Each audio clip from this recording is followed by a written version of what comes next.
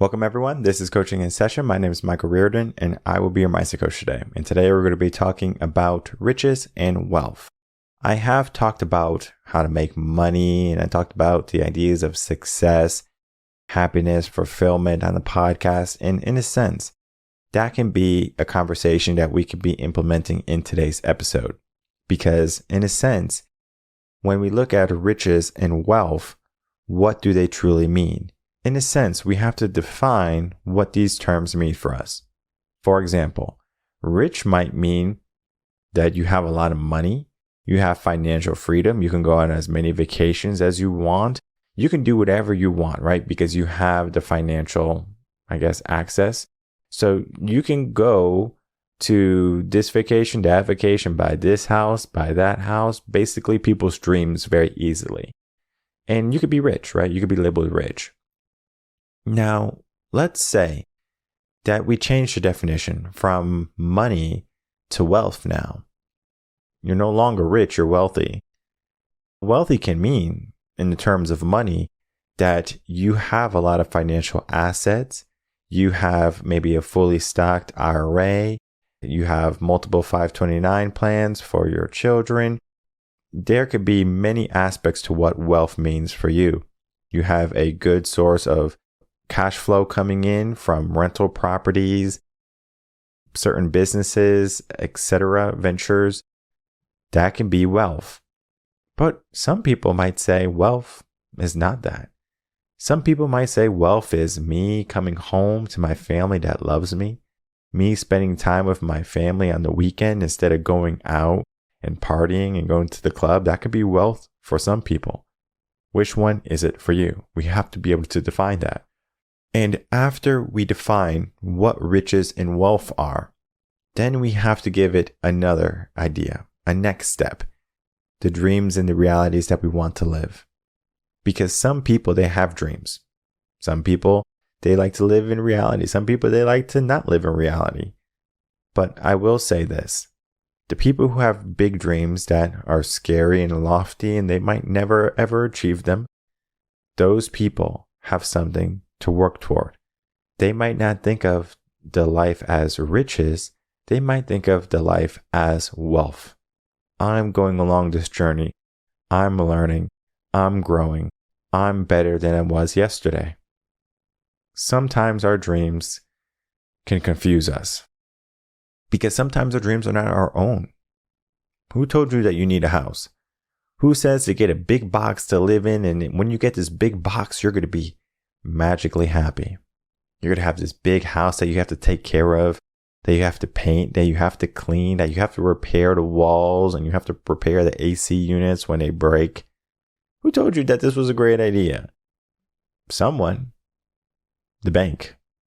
The bank wants you to own a house because they're going to get interest from your mortgage. Most people, they can't afford a home just by paying cash.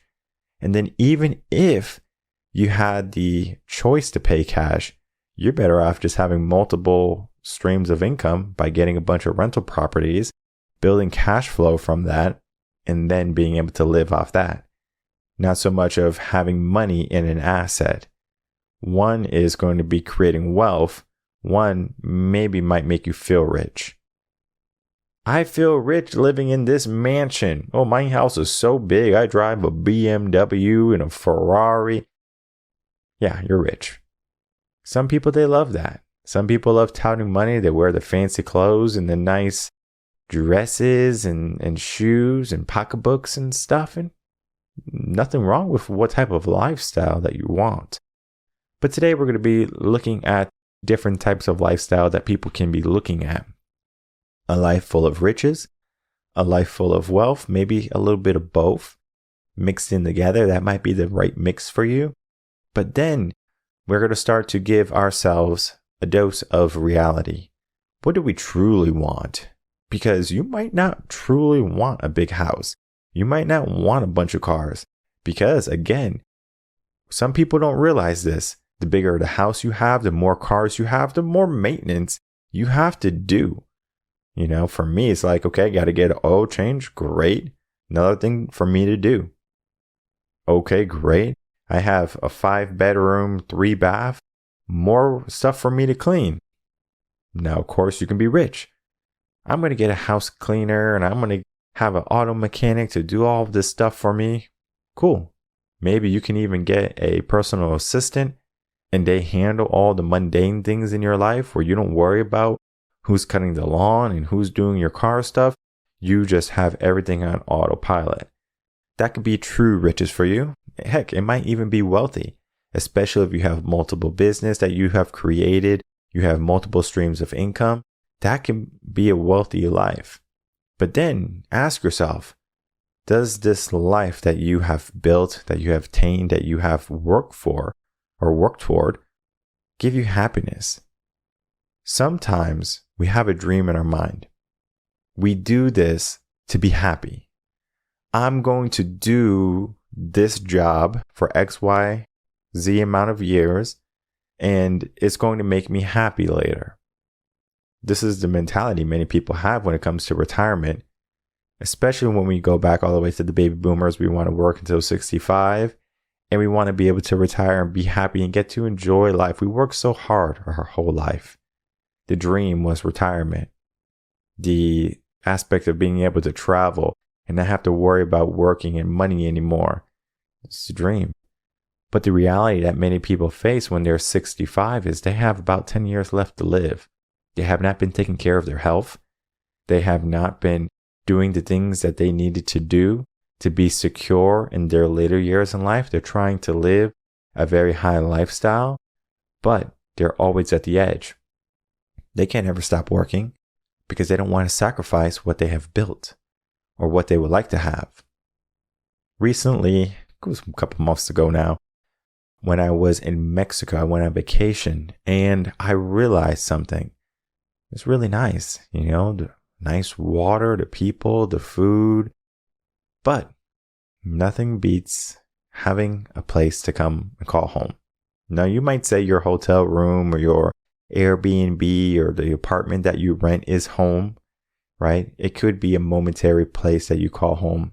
Heck, for even maybe multiple months out of the year. You have a vacation home, that can be home, but there's always a home base where we feel most comfortable, where we feel most at ease, and in a sense that can keep us still. It can keep us stuck because remember, we don't want to be in our comfort zone long term.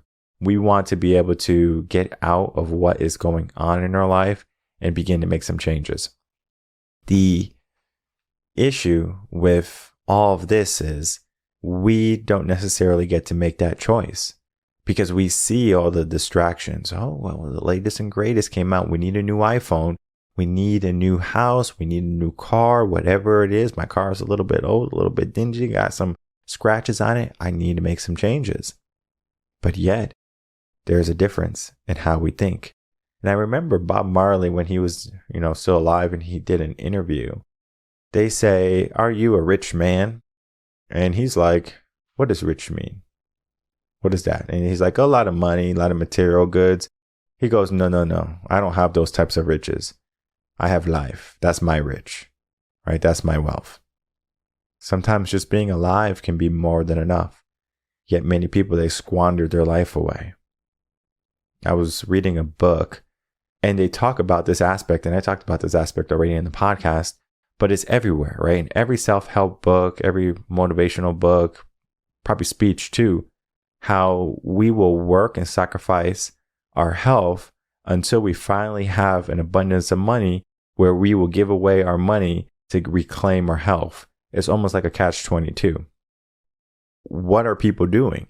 Why not build yourself up while maintaining or building yourself up literally? Going to the gym, walking, doing these things can make you extremely wealthy in life. There's people who can't do that.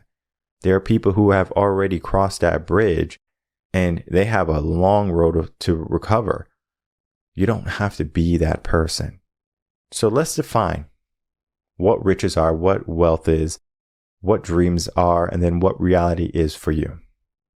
This is something that you're going to have to maybe get a piece of paper and you're going to have to go through this process. Now, riches are going to be the materialistic goods, the houses, the cars, the accolades, maybe the glory, your 15 minutes of fame, right? Whatever you want to consider a rich for you, write that down. Okay? Be as specific as you want. And remember, these are wants. Riches are wants. I want a big house. I want a fast car. I want a nice wardrobe. You want those things. Maybe we get into the sense of a person now. I want a girlfriend. I want a boyfriend. Those don't necessarily make you rich. If done right, they'll make you wealthy. So now let's look at the wealthy thing. Wealthy is almost like a need. You don't need to be wealthy, but it's going to be the better option. If you want to have a life full of wealth, you want cash flow, you want, again, financial freedom, whatever that means for you. You want someone who you can share this with, because if you do it by yourself, you're probably going to feel alone. You're going to, again, probably spend money to be with people. We're looking at wealth. Wealth is going to be the ability to appreciate what you have by not worrying about what you have and losing what you have. Everything is just automatic. Everything is there. Now, wealth can just be the breath that you have within you. Being able to be alive, waking up in the morning and saying, I'm alive today. This is my wealth. I am healthy today. This is my wealth. So you can go to two extremes. You can have a more spiritual, or you can have a more worldly view of what wealth is. And the aspect of the worldly view is going to be what society says wealth is. Well, wealth is going to have like 10 mansions, and you rent all those mansions out as an Airbnb, and you make all these millions of dollars a year, and you have all of these jets that you charter. That can be wealth for you, right? Again, you can be a billionaire and be wealthy, but then you can also be a billionaire and just be rich, because you might not understand what you truly have. Wealth are going to be things that you consider priceless in a sense. Your family is priceless. Your career, you can change that. But maybe you created a business that, is going to stand the test of time as long as it's in the family. It's going to be something that's going to create wealth for your family. Different ways we can look at wealth. But then we get into the idea of dreams. Dreams are wonderful to have. A lot of people daydream. A lot of people dream of, getting lucky, having a good life and doing everything that they want to do in life, but yet they don't have the option. So I want you to write down some of your dreams. You don't have to write down all of them. We have a lot of dreams. Try to get to at least 10. 10 dreams. And when you get to 10 dreams, then we move on to reality. The reality is, how many of those dreams are truly going to make you happy? You might have a dream of buying a car. I bought a lot of cars in my life. Guess what? None of them made me happy. Maybe my first one, actually. I was happy when I got my first car. I was like 18. I didn't know any better. But now every single car is an A to B car. I don't care if the car cost $30,000 or $300,000. It does not matter to me. A car is a tool. You get to choose where your happiness resides. A house is just a place to lay in my head. I was talking to someone on X, Twitter, and they were like, if someone stole your car, can you forgive them? I'm like, I'm thinking in my head, what kind of stupid question is this? But to them, they felt like a car was valuable.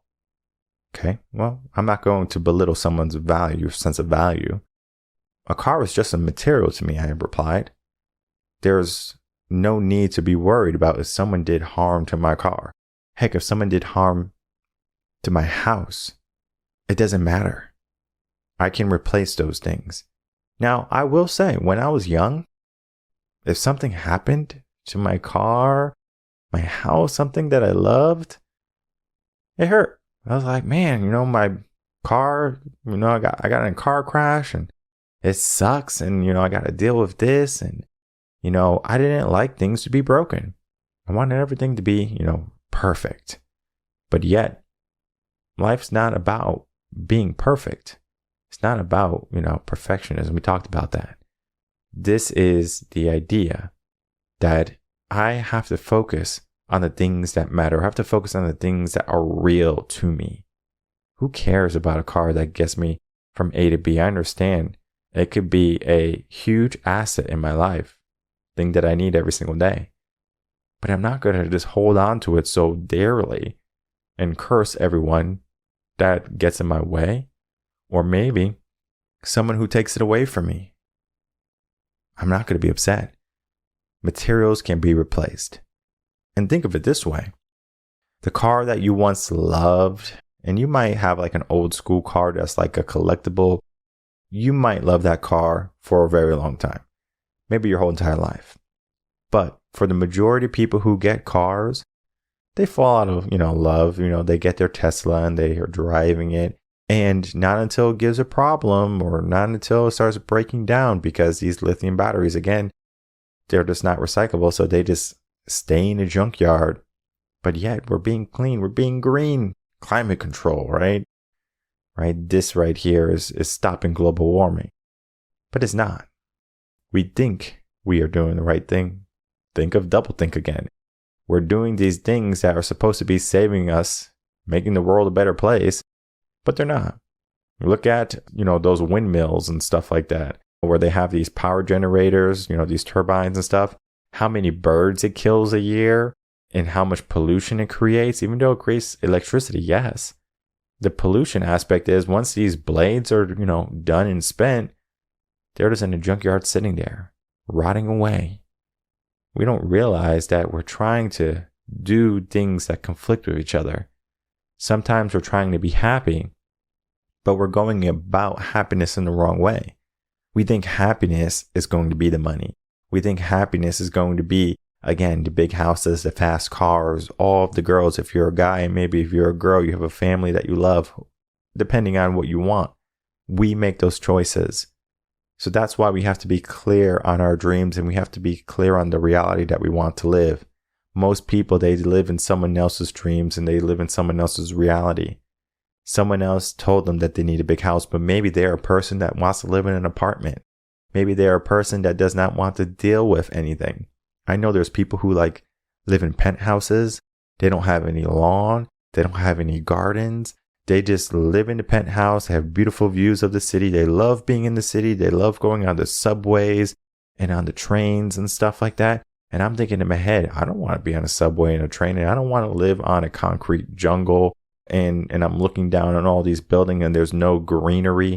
There's no gardens where, people can grow fresh food and stuff. I want to be able to garden. We get to choose what type of life we want. So for me, I might be happy living on a farm. I think Dave Chappelle lives on a farm in Kansas.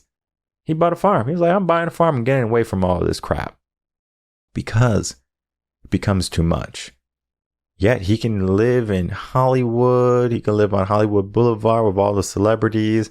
I think some of those homes range from, probably 12 million all the way up to 50, 60 million dollars to live in those homes, over there. And it's prestigious, right? Yeah, I live in this big house. And I live, my celebrity is this, or my next door neighbor is this celebrity, or is in this movie. It could be, a social status thing. But most of those people, they still have real world problems. They still have to deal with maybe fear, stress, anxiety, whatever it be. Maybe it might not be to the level of the person who is a working man or working woman, but it's still there. We don't get to separate us from being human. Just because you're rich, it doesn't mean you can't be robbed. Just because you're wealthy, it doesn't mean you can't lose what you have built, what you have created. In a sense, it can be taken away. I'd like to think about, some of the most powerful people in the world, and you don't have to like these people. You have your Andrew Tate, he's been in prison for multiple months at a time. And then, new charges seem to be coming up left and right with new accusations. And then you have Trump, of course, with the whole case, and he had to pay a certain amount of money for a bond. I think it was $463 million or something like that. And he was looking for people to, get the loan for, because he's not going to have all that money at hand. It's going to be in investments, stuff like that. And Apparently, he wasn't able to find an investor or something along those lines for a while. But he is worth more than that, I'm sure. It's just that having those assets on hand. Do you want to be a person that has all of those assets on hand where you're like, yeah, I have like $1 trillion in the bank. I understand 1 trillion is a lot, but I'm just going to, exaggerate. I have $1 trillion in the bank and, it's just sitting there, but it's not keeping up with inflation. It's not necessarily building any wealth. You're rich 100%, but you're not wealthy. And I remember when Shaquille O'Neal, right? Maybe not the right guy to talk about, but he does have a degree in business.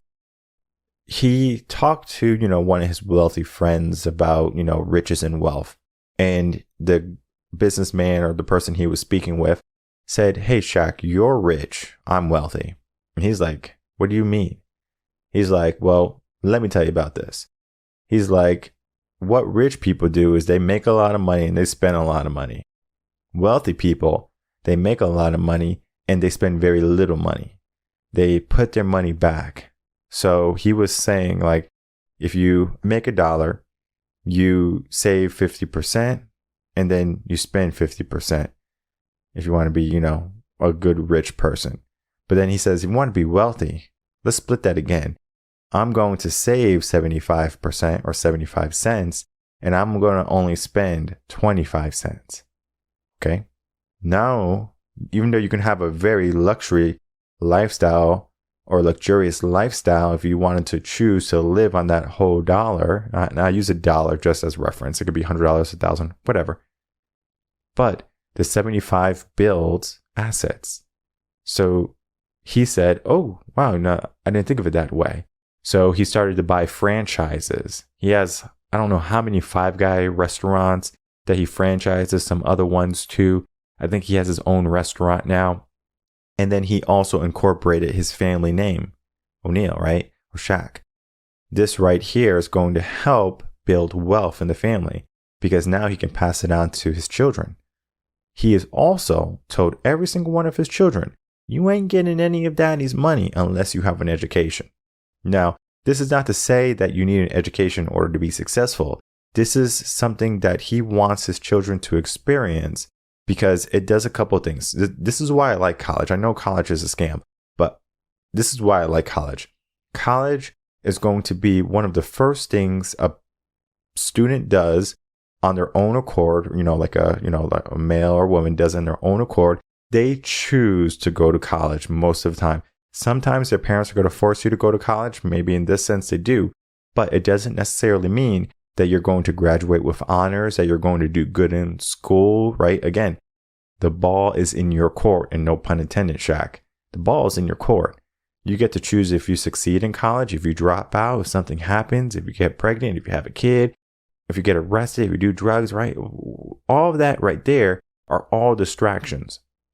And I'm going to be talking about this on a episode. It's going to be a blog episode in the coming weeks, maybe months, where I'm talking about adversity and how we need adversity in our life in order to be strong. College has a level of adversity to it. And I'm not saying that if you go to, a community college is different than if you go to like a big prestigious Ivy League college. It's going to be very different. Okay. You're going to have different personalities, different situations. But regardless, you have adversity that you have to overcome. You might have a teacher or a professor that you don't like. You might have a subject that you're not good in that you have to overcome. The adversities that you get in college might be small, but they can be the best learning lessons in life. Sometimes you won't have adversities in college. You still learn, you still grow, and you have a sense of accomplishment when you're done. And it gives not only you, but employers, people, the view that you can start something and finish. That's why employers like people who have college degrees. It's not about your work smarts and what you can do. It's about the commitment that you can commit to something for a period of time. So it might be 4 years, it might be 6 years, it might be, longer if you want to be like a doctor or a lawyer. You commit to that. All right. This can help you grow. This can help you see. We understand the value in things. If I just gave people money, and I know Jim Carrey talked about this, he says, I wish that everyone would get $1 million so they can realize that money doesn't make you happy. This was a wish. This was an idea. But yet everyone wants the idea of $1 million. You ask a person, how much are they worth? Yeah, I'm worth $1 million. Yeah, you haven't done the work. Yeah, you might be rich when you get that $1 million, but you will never be wealthy because you don't have the mindset to maintain it. You have the dreams of a good life, or you have the dreams of a life that was given to you or told that you should be having and living. Yet it's not real. A lot of people, they think their destination is going to bring all this happiness and fulfillment. Yet, what happiness and fulfillment is right now. If you can't truly be happy, if you can't truly be fulfilled at this moment, you might not be able to, be long-term happy. You might not be able to maintain or even attain high levels of wealth. And I'm talking more so about family. If you are a business person, maybe you have a choice to make. You can be away half the year away from your family so they can, have a nice big house, fast cars, vacations, or you can be present, give them the best life possible. Because if you ask a kid, whether they're young or older, what they appreciate most about their parents, it's almost never about the money they spent. It's always about the time. It's always about they cared. It's always about they made time. They understood me. They love me. There's kids in college that are, saying like, if you could, tell your parents one thing when you were younger, what would it be? Oh, spend more time with me. Tell me you love me. Tell me you appreciated me. Tell me that, I was doing good. They wanted that support. Yet many parents, their love language is, I'm doing this for you. Appreciate what I'm doing. And yes. Those children will appreciate what you do. But it's not as clear as what we would like it to be or what they would like it to be. We're not giving them that sense of hope. You know how many kids grow up and they are never told that they can amount to anything in life? The limiting beliefs that they have are astounding. And no wonder why people struggle with their money and they have financial issues. It's because the dreams that they were told to live are not true to the reality. So they try to be rich, but then they forget to be wealthy. And then their life is just an uphill battle. And they lose almost every single day. We need to learn how to win. We need to learn to separate what these phrases and what these terms are. And we get to choose how we live life. So I encourage everyone to do the work. If you listen to the podcast, re-listen to it again and ask yourself those questions again. What is rich to me, or what are riches to me? What is wealth to me? What does being wealthy to me mean? What are my dreams? Are my dreams mine, or are they someone else's? And then what type of reality do I want to live in? Do I want to live in a reality where I'm this, or in a reality where I'm something else that other people view me as? You have to do the work.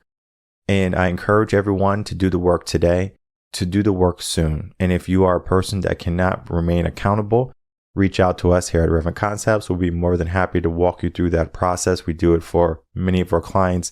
It might seem like something that's mundane and something that's very easy. Just think of it as a to-do list. How many times have you written a to-do list and you got nothing done? Too many times, I'm sure. So don't let this be a time when you write something down and you don't take action or the correct action to help change and elevate your life. My name is Michael Rearden. I'm a mindset coach. If you have any questions, email me coachinginsession@gmail.com. And I will see everyone on the next episode of Coaching in Session. Until then, everyone take care.